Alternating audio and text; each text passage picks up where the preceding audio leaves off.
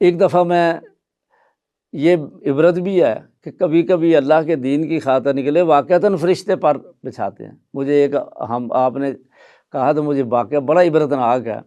میں سائیکل پہ پڑھنے کے لیے روزانہ آتا تھا، کتابیں پیچھے رکھ لیتا، تو یہاں ہمارے جہاں میں اب خطیب ہوں اس کے باہر گوندنا والا روڈ ہے، گوندنا والا روڈ پر میں جب آیا تو پتہ نہیں ادھر سے کیا لگا، پیڈل جو ہے نا وہ میں ادھر سڑک پر گرا، پیچھے ایک ٹانگا سواریوں سے بھرا ہوا آ رہا تھا، وہ میرے اوپر سے گزر گیا اور مجھے کوئی پتہ نہیں، میں کھڑا ہو گیا، معمولی یہاں جو ہے نا وہ زخم سا آیا تو میں کتابیں اکٹھی کر کے میں پڑھنے کے لیے جامعہ جانے لگا۔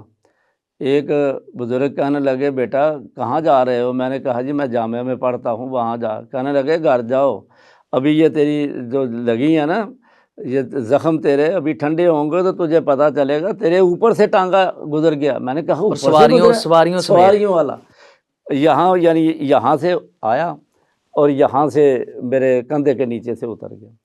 تو یہ تھوڑا سا میرا خیال اب بھی نشان تھا نظر آ رہی ہے وہی ہے۔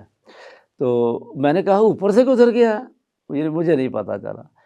پھر میں گھر گیا، آرام سے بیٹھ گیا، والدہ کہنے لگی آج جلدی آ گیا۔ میں نے کہا میں گر گیا ہوں۔